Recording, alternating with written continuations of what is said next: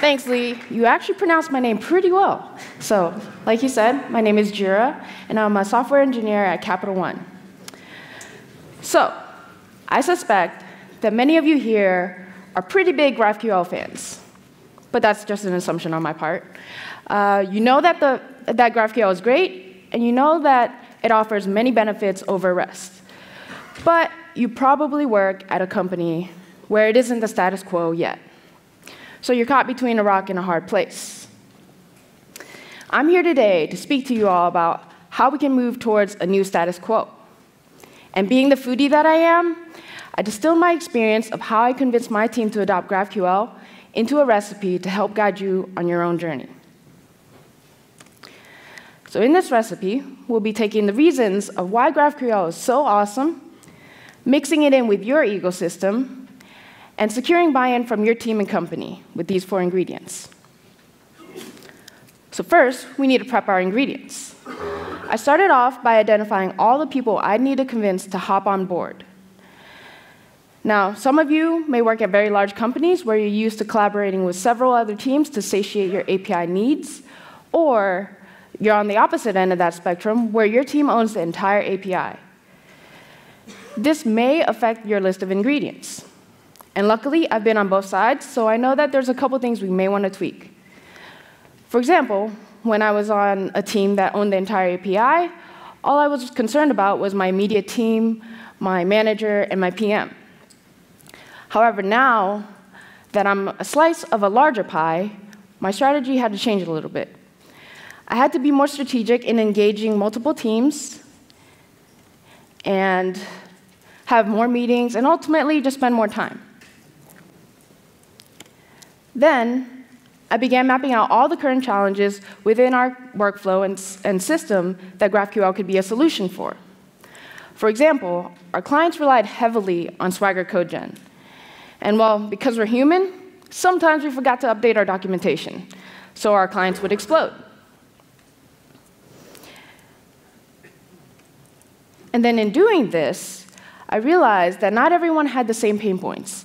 So I had to tailor the value proposition to address their challenges. Since the client teams got a head start, our PM often had to hear the excuse that we're blocked by the back end.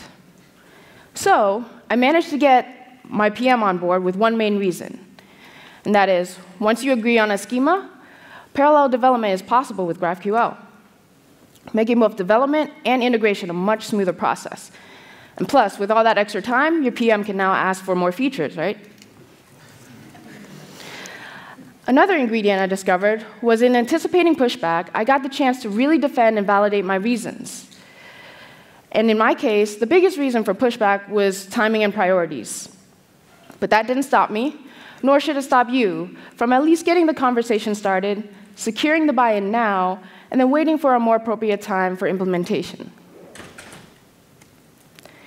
And now that you have all your ingredients, it's time to begin preheating your audience. Start with your core, your innermost circle.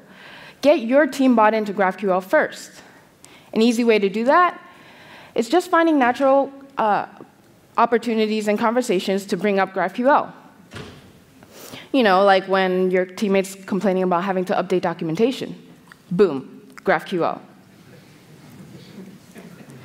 All right, now it's time to bring everything together and begin cooking. The biggest gap I think most people need to overcome is from the point of understanding the benefits of GraphQL to actually demonstrating its value in a real context. So as a chef, you'll need to take the initiative to bridge that gap and demonstrate that your food is worth a Michelin star. And to do that, you need to find a highly visible feature and implement a proof of concept. When my team owned the entire API, I chose a few high-traffic endpoints and demoed to the front end how the 3 APIs they typically call to load up the dashboard can now be done in one round trip and without any extra parsing of data. And here, I began to see a lot of head nods. However, now that I'm on a team that consumes multiple APIs, my approach had to change a little bit. Instead, I found a representative from each of those teams and approached them with this little side project. And not only does this encourage great cross-team collaboration, which will probably earn you great brownie points with your manager, but it also, having SME from each of those teams helps expedite the process of building this proof of concept and spreading the idea to everyone else on those teams through someone they know and trust. Now, this proof of concept is key to the recipe because it reduces the cognitive load for your team. It allows them to see the shape of GraphQL in your system. And to add to this, let data drive your argument. What metrics does it improve? Is it reduced latency, less lines of code? Find these and use them to drive home your argument for GraphQL. So now that we've prepared our dish, it's time to serve it to the general population. Set up a tech talk to spread the word and engage external leaders. After I give a tech talk, I had engineers and PMs outside of my team approaching me about GraphQL. This, in a way, served as social proof and helped validate GraphQL as a legitimate solution. And as this momentum grows, make it a point to let people know that you're available to help tackle any challenges or answer any questions they have on getting GraphQL up and running. Which brings me to the wrap-up. The key takeaways from my experience that make this relevant to you. The more you prepare and front-load the work, the easier the conversation will go. So this goes back to your game plan. Think about your challenges and think about your value proposition. These are your tools. Showing is always better than telling. This proof of concept, backed by data, is a very powerful duo. And if you can quantify the metrics that you and your team care about, then the reason for why GraphQL should be in your system will become crystal clear. And now remember, no recipe is complete without a secret sauce. For me, I snuck in a little bit of passion, and I know that might sound a little bit weird, but remember why you're even considering taking on this task. It's because you care and you're curious, right? Passion is infectious, so use it as your fuel on this journey. And that is all.